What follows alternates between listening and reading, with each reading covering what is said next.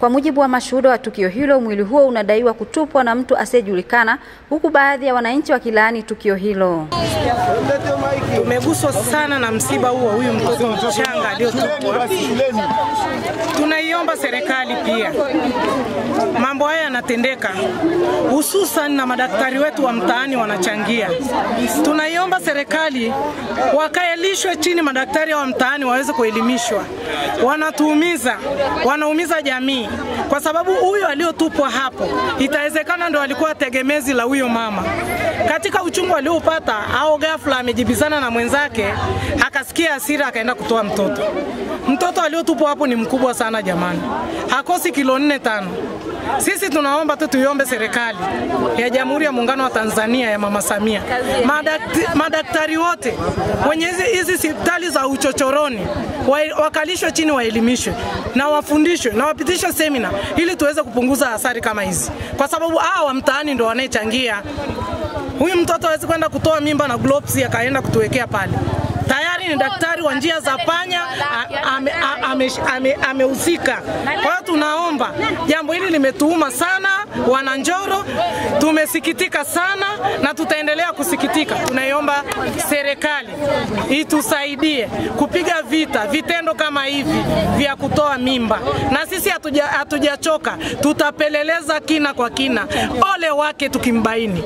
Hasa kina dada ndio wanafanya matukio, na wengi ni wale wa wasichana ambao wakai na wanaume wanamwomba kuzunguka tu mtaani. Sasa hii mimba anakuwa na kuipeleka, anaona ni bora nifanyeje, nije nitupe mtoni. Na hili tukio lifanyika leo, sio la jana, la leo. Maana asubuhi tu tumepita kwa mna kitu kama hichi. Kwa hiyo yule mchungambuzi alipopita akaona tukio, hakuelewa kitu gani. Na mimi nikija hapa kuna watu kama 5, sio watu wengi. Kwa hiyo hakikisha nikuona ni mtoto. Lakini tukio linafanyika ni mara kwa mara, yanatokea matukio kama haya. Serikali inatakiwa ichukue mkondo wake, kuchunguza watu kama hawa. Kwa hiyo serikali ifuate mkondo wake. Mtoto huyu ni wa miezi 7, sijui kama hivi. Miezi 9 kamili. Kwa kabisa mtoto anaonekana mpaka jizimu la kioo. Huyu ni wa miezi 9. Kwa hiyo jamani, wa mama, hebu kueni na huruma, maana na nyie mlezaliwa. Wa mama tuwe na huruma. Tunasema baba ana roho mbaya, hawana roho mbaya, sisi tuna roho mbaya zaidi. Sisi mpaka wa baba sasa hivi wa mama wanaua wa baba.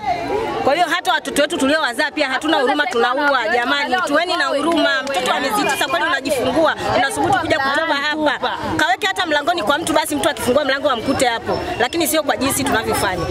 Tujirekebisheni jamani, na tuchunguze hata watoto wetu ndani. Unapokaa na mtoto anajifunika masota manini, muangalie ana mimba huyo, anajifungua kama hivi, anakuja anatupa. Unamkuta ndani kalala, anakuambia na UTI. Nimeenda hospitali na UTI, kumbe kashajifungua mtoto kaja kutupa huko. Kwa hiyo tuchunguze hata watoto wetu tunapokaa nao ndani. Tusiwaangalie tu mtoto anajifinikiza mara masweta, kaweka msweta juu, kumbe ana mimba. Tuwe makini sana na mashungi. Mtoto anajifanya kapata Uislamu wa ghafla, kumbe ni shetani.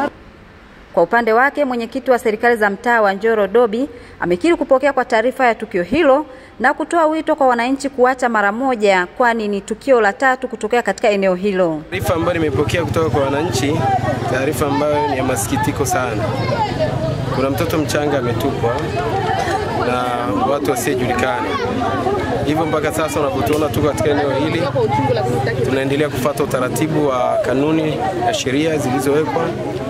Nimeweza kuona kwenye jalala, kama unaweza kusogea ukaona, lakini nimeweza kuitolea taarifa polisi na wako njiani kuja maeneo haya ili kuchukua hatua nyingine za kisheria. Lakini baada ya hapo tutaendelea kufanya uchunguzi ili kuweza kukemea mambo kama haya yanaendelea katika mtaa.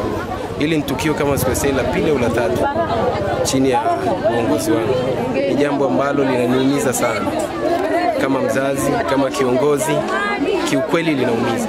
Na nitoe rai tu mama kwamba hili ni tukio la kikatili kama ulivyo ukatili mwingine, na kama huwezi kubeba ujauzito, natoa rai, kama huwezi, kwa matukio kama haya kiukweli yanaumiza.